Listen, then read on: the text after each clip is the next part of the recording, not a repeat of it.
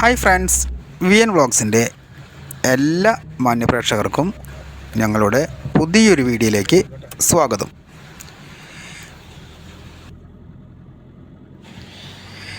ഇന്നത്തെ നമ്മുടെ യാത്ര എന്ന് പറയുന്നത് അതിരപ്പള്ളിയിലേക്കാണ് കേട്ടോ. അപ്പോൾ അതിരപ്പള്ളിയുടെ ഒരുപാട് വീഡിയോസ് എൻ്റെ ചാനലിലുണ്ട്, പക്ഷേ അതെല്ലാം പകൽ സമയത്തുള്ള വീഡിയോസാണ്. അപ്പോൾ ഇന്ന് നമ്മൾ പോകുന്നത് രാത്രിയിലാണ്. അങ്ങനെ അതിരപ്പള്ളി കാട്ടിലൂടെയുള്ള ഈ രാത്രി യാത്ര എൻ്റെയും ഒരു ഫസ്റ്റ് എക്സ്പീരിയൻസ് ആണ് കേട്ടോ. ഞാൻ ഇതിക്ക് മുമ്പ് ഇതേപോലെ രാത്രി ഒന്നും അതിരപ്പള്ളിക്ക് പോയിട്ടില്ല. അപ്പോൾ ഇത് ഫസ്റ്റ് എക്സ്പീരിയൻസ് ആണ് കേട്ടോ. അങ്ങനെ ഞങ്ങൾ കാട്ടിൽ കയറി കുറച്ച് കഴിഞ്ഞപ്പോൾ തന്നെ ഒരു മ്ലാവിനെ കണ്ടു. അത് ഞങ്ങൾ കുറച്ച് നേരം കാർ നിർത്തിയപ്പോൾ അത് റോഡ് മുറിച്ച് കടന്ന് അങ്ങോട്ട് കാട്ടിലേക്ക് പോയിട്ടത്.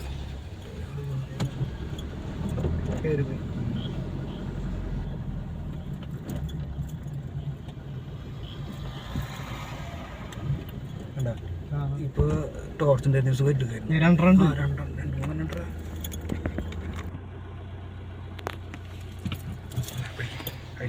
കുറച്ചും കൂടി ദൂരം പോയപ്പോൾ ഞങ്ങൾ വീണ്ടും ഒരു മ്ലാവിനെ കൂടി കണ്ടു കേട്ടോ. അത് നല്ല വലിപ്പമുള്ളൊരു മ്ലാവായിരുന്നു. പിന്നെ അതുമാത്രമല്ല, മ്ലാവുകളെ കുറേ എണ്ണത്തിനെ കണ്ടു. എല്ലാം റോഡിൻ്റെ സൈഡിൽ നിന്ന് പുല്ല് തിന്നുകയായിരുന്നു.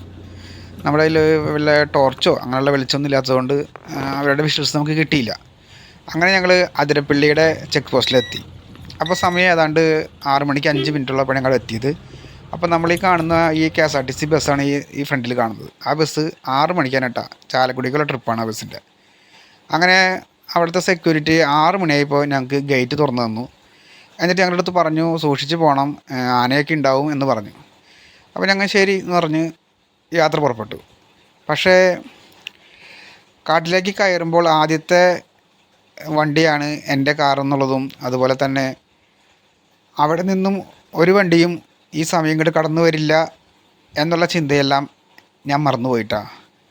അങ്ങനെയാണ് ഞങ്ങൾ യാത്ര തുടർന്നത്. പക്ഷേ പോകുന്ന വഴിയിലൊന്നും ആനയോ അങ്ങനൊന്നും കണ്ടില്ല. ഓരോ ദൃശ്യം തെളിഞ്ഞു വരുമ്പോഴും മുന്നിൽ ആനയുണ്ട് എന്നുള്ളൊരു ഭീതിയിലാണ് ഞാൻ കാർ ഓടിച്ചത് കേട്ടോ. പിന്നെ 6 മണി ആയതോടുകൂടി തന്നെ കുറച്ചൊക്കെ നേരം വെളുത്തു തുടങ്ങി. ആകാശത്ത് നമുക്ക് വ്യക്തമായിട്ട് കാണാമെങ്കിലും മരങ്ങളുടെയൊക്കെ ഇലകളും ഒക്കെ ഉള്ളതുകൊണ്ട് റോട്ടിലേക്ക് ആ വെളിച്ചം എത്തിയിട്ടില്ല കേട്ടോ.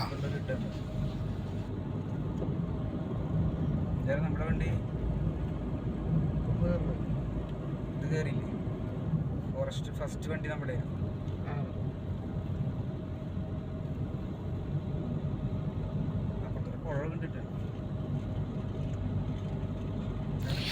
അങ്ങനെ കുറച്ചും കൂടി പോയപ്പോൾ നേരമൊക്കെ നന്നായിട്ട് വെളുത്തു.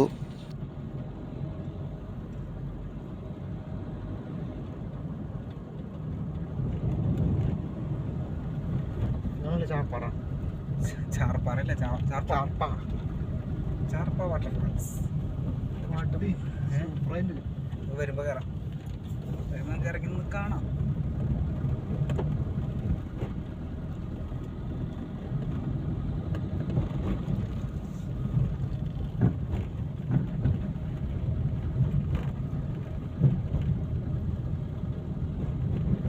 മുടക്കായതുകൊണ്ട് നല്ല തിരക്കായിരിക്കല്ലേ അതിരപ്പള്ളി കാണാൻ വരും. മുടക്കായതുകൊണ്ട് നല്ല തിരക്കുണ്ടാവില്ല അതിരപ്പള്ളി കാണാൻ. മുടക്കല്ലേ, നമ്മൾ രാവിലെ തന്നെ പോകുന്നതുകൊണ്ട്. മലമ്പാമ്പൊന്നുമില്ല അവിടെ? മലമ്പാമ്പുണ്ട്. അത് കാട്ടുള്ളിൽ പറഞ്ഞിട്ടില്ല വരുന്ന കാര്യം.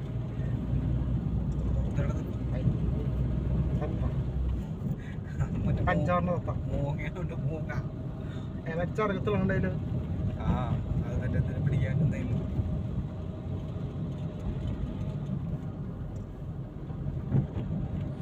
അങ്ങനെ ഒരുപാട് ദൂരം പോയിട്ടും ഒരു വണ്ടിയൊന്നും ഇങ്ങോട്ട് കണ്ടില്ല. സത്യത്തിൽ എൻ്റെ കാറ് മാത്രമായിരിക്കും എന്നുള്ള കാര്യം ഞാൻ മറന്നുപോയിട്ടാണ്. ഞാൻ നേരത്തെ പറഞ്ഞല്ലോ. അതുപോലെ തന്നെ എന്താണെന്ന് വെച്ച് കഴിഞ്ഞാൽ അവിടെ മലക്കപ്പാറ ചെക്ക് പോസ്റ്റിൽ നിന്നും അവിടെ നിന്ന് 6 മണിക്ക് തന്നെ വാഹനങ്ങൾ ഇങ്ങോട്ടേ കടത്തി വിടുള്ളൂ. അപ്പോൾ അവർ ഏകദേശം ആ വാഹനം 2 മണിക്കൂർ കൊണ്ടാണ് വാഴച്ച ചെക്ക് പോസ്റ്റ് എത്തുള്ളൂ. അപ്പോൾ അങ്ങനെയാണെങ്കിൽ ഒരു 8 മണിയോട് കൂടി തന്നെയാണ് ആദ്യത്തെ വണ്ടി അവിടെ നിന്ന് ഇങ്ങോട്ട് പ്രവേശിക്കുള്ളൂ. അതൊന്നും ആ സമയത്ത് എൻ്റെ ഓർമ്മയിൽ ഉണ്ടായിരുന്നില്ല. എന്നാലും അങ്ങനെ ഒരു പേടിയോട് കൂടി തന്നെ ഉള്ളൊരു യാത്ര നല്ല എക്സ്പീരിയൻസ് തന്നെയായിരുന്നു കേട്ടോ.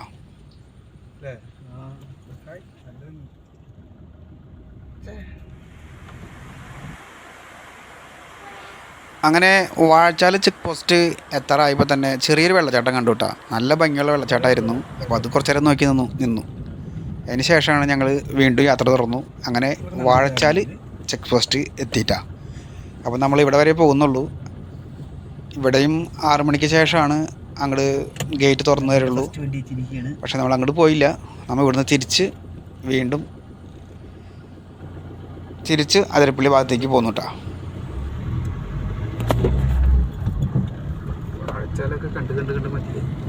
വാഴച്ചാലിൽ നിന്ന് ഞങ്ങൾ തിരിച്ചു പോന്നപ്പോൾ നേരെ നന്നായിട്ട് വെളുത്തുട്ടാ. അപ്പോൾ ചാർപ്പ വെള്ളച്ചാട്ടമൊക്കെ നല്ല ഭംഗിയിലൊക്കെ കാണാൻ പറ്റി. ചാർപ്പ വാട്ടർഫാൾസിൻ്റെ ഒക്കെ ഒരുപാട് വീഡിയോസ് ഞാൻ ചെയ്തിട്ടുണ്ട്. അതുകൊണ്ട് അത് പിന്നെ നിന്ന് കാണുന്നില്ല കേട്ടോ. പിന്നെ ഈ കാണുന്നതാണ് അതിരപ്പള്ളിയുടെ ലോങ് വ്യൂ പോയിൻ്റാണ്. അതും കണ്ടു കഴിഞ്ഞ് പിന്നെ ഞങ്ങൾ പെട്ടെന്ന് തന്നെ വീണ്ടും ഏഴാറ്റുമുഖം അങ്ങോട്ടേക്ക് യാത്ര തുടർന്നു. കാരണം അവിടെ എണ്ണപ്പനത്തോട്ടത്തിനുള്ളിൽ ആനയുണ്ടാവും. അപ്പോൾ ആ ഒരു പ്രതീക്ഷ വെച്ചാണ് ഞാൻ അങ്ങോട്ട് പോയത് കേട്ടോ. പക്ഷേ എൻ്റെ കണക്കൂട്ടിൽ തെറ്റിയില്ല. അവിടെ ആനയുണ്ടായിരുന്നു. 1 അല്ല 3 ആനകളുണ്ടായിരുന്നു. ഒരു മോഴയാന, അതുപോലെ തന്നെ 2 കൊമ്പനും. ഇതുപോലെ തന്നെ എൻ്റെ മുന്നത്തെ വീഡിയോയിലും ഞാൻ ഏഴാറ്റുമുഖത്ത് തന്നെയാണ് എനിക്ക് ആനയെ കാണുന്നത് കേട്ടോ. ഒരുപാട് ആനയെ തേടി കാട് അലഞ്ഞ് നടന്നെങ്കിലും ആനയെ കാണാൻ പറ്റിയത് ഏഴാറ്റുമുഖത്ത് തന്നെയാണ്. അതും ഞാനൊരു കണക്ക് കൂട്ടി പോകുന്നതുകൊണ്ട് തന്നെയാണ് അവിടെയും എനിക്ക് ആനയെ കാണാൻ സാധിച്ചത് കേട്ടോ. അത് ഞാൻ വീഡിയോയിൽ വ്യക്തമായിട്ട് പറയുന്നുണ്ട്. വൈകിട്ടോ അല്ലെങ്കിൽ കാലത്ത് മാത്രമേ ആന എണ്ണപ്പനത്തോട്ടത്തിൽ ഉണ്ടാവുള്ളൂ. അത് കഴിഞ്ഞാൽ ആളുകളുടെയൊക്കെ ശബ്ദവും ബഹളമൊക്കെ കാരണം കൊണ്ട് അവർ കാട് കയറി പോവും. അങ്ങനെ എണ്ണപ്പനത്തോട്ടത്തിലെത്തി. ഇതാണ് ഏഴാറ്റുമുഖം ഭാഗമാണ് കേട്ടോ ഈ കാണുന്ന സ്ഥലം. അപ്പോൾ അവിടെ ചെന്നപ്പോൾ ഞാനിപ്പോൾ കാണുന്നത് ഒരു മോഴയാനയാണ് കേട്ടോ. അപ്പോൾ അവിടുത്തെ സമീപവാസികൾ ആനയെ നോക്കി നിൽക്കുന്നുണ്ടായിരുന്നു. അപ്പോൾ അവർ പറഞ്ഞത് ആനയുടെ അടുത്തേക്കൊന്നും പോകരുത്, ആനയുടെ അടുത്തേക്കൊന്നും പോയി കഴിഞ്ഞാൽ അപകടങ്ങളുണ്ടാവും. ഇതിന് മുമ്പുള്ള ആൾക്കാർ ആനയെ കാണുന്നതിന് വേണ്ടിയിട്ട് അങ്ങോട്ട് ഇറങ്ങി ചെന്നിരുന്നു. അങ്ങനെ അവരെ ഫോറസ്റ്റുകാരൊക്കെ അവരുടെ പേരിൽ കേസ് എടുത്തു എന്നൊക്കെയാണ് പറയുന്നത്. അപ്പോൾ ഈ വീഡിയോ കണ്ട് അല്ലെങ്കിൽ ഇതുപോലുള്ള ആനകളെ കാണുമ്പോൾ ആരും ഈ റോഡ് വിട്ട് അങ്ങോട്ട് ഇറങ്ങി ചെല്ലാനുള്ള ഒരു പ്രവണത ആരും കാണിക്കരുത് കേട്ടോ. പിന്നെ ആ പരിസരവാസിയായ ആ ചേട്ടൻ പറഞ്ഞത് ഈ ഒരു ആന മാത്രമല്ല, കൂട്ടത്തിൽ 2 ആന കൂടിയുണ്ട്. മൊത്തം 3 ആനകളായിരുന്നു ഇവിടെ നിന്നിരുന്നതെന്നാണ് ആൾ പറഞ്ഞത്. അപ്പോൾ 2 പേര് കുറച്ച് നീങ്ങി അങ്ങോട്ട് കാട്ടിലേക്ക് പോയിട്ടുണ്ട് കേട്ടോ. അങ്ങനെ കുറച്ച് കഴിഞ്ഞപ്പോൾ ആ മോഴയാന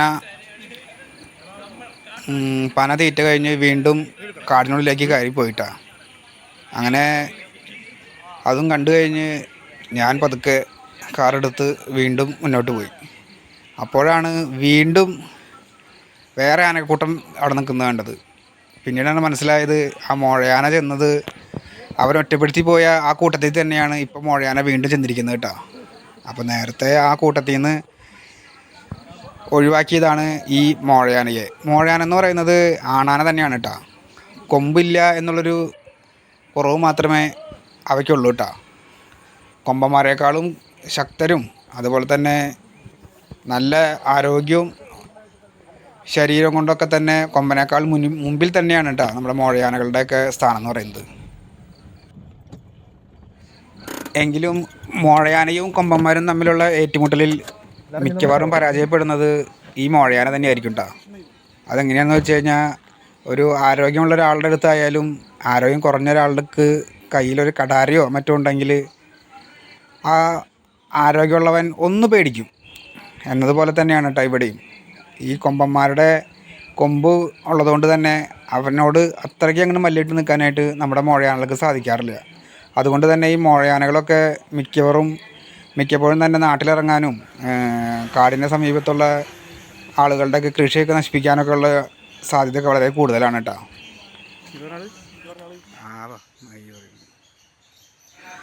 അതുപോലെ മുമ്പ് ഈ മോഴയാന ഒറ്റയ്ക്ക് നിന്ന് പന തിന്നുന്നത് കണ്ടില്ലേ, അത് ഈ മോഴയാനയ്ക്ക് ഈ കൂട്ടത്തിലുള്ള കൊമ്പന്മാർ ഒറ്റപ്പെടുത്തിയതാണ് കേട്ടോ. അതെങ്ങനെയാണെന്ന് വെച്ചാൽ ഇപ്പോൾ കുറച്ച് കഴിയുമ്പോൾ വീണ്ടും കാണാം. ആ കൊമ്പന്മാർ 2 പേരും കൂടി ചേർന്ന് തന്നെ ഈ മോഴയാനയെ കുത്തി ഈ ഗ്രൂപ്പിൽ നിന്ന് തന്നെ മാറ്റാൻ ശ്രമിക്കുന്നത് ഇപ്പോൾ കാണാം കേട്ടോ കുറച്ച് കഴിയുമ്പോൾ.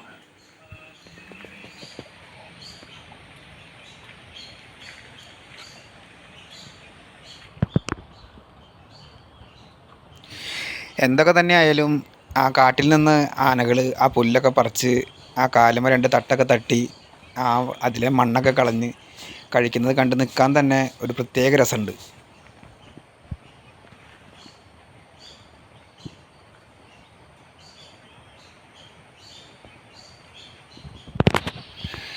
ഇപ്പോൾ നിങ്ങൾക്ക് തോന്നും ആ 2 കൊമ്പന്മാരും തമ്മിൽ ചെറിയൊരു ഉന്തും തള്ളും ഇപ്പോൾ തന്നെ നിങ്ങൾ കണ്ടല്ലോ.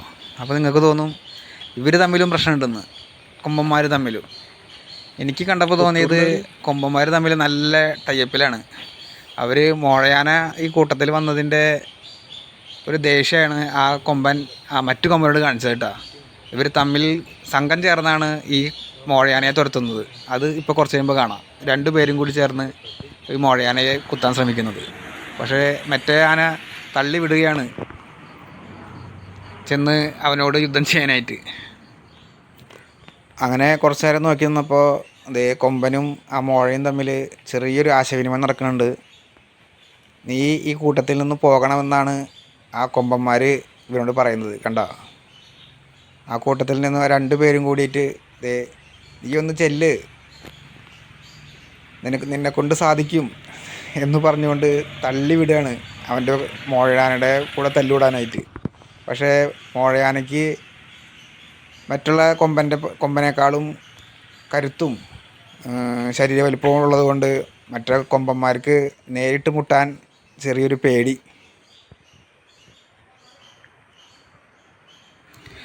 അങ്ങനെ ഈ മോഴയാനകളും ഈ കൊമ്പന്മാരും തമ്മിലുള്ള ഈ ചെറിയ ഒറ്റപ്പെടുത്തലുകൾ എനിക്ക് ഒരാൾ പറഞ്ഞിട്ടുള്ള അറിവാണ് കേട്ടോ.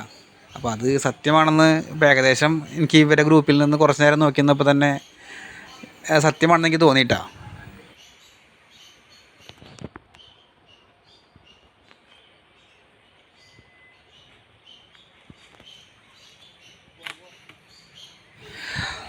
അങ്ങനെ എൻ്റെ രാത്രിയിലുള്ള അതിരപ്പള്ളി യാത്രയുടെ ഈ സംഭവബഹുലമായ ഈ ചെറിയ വീഡിയോ എല്ലാവർക്കും ഇഷ്ടപ്പെട്ടെന്ന് കരുതുന്നു. അപ്പോൾ വീഡിയോ കാണുന്നവർ ഒന്ന് ലൈക്ക് ചെയ്യുക, സപ്പോർട്ട് ചെയ്യുക. അപ്പോൾ എല്ലാവർക്കും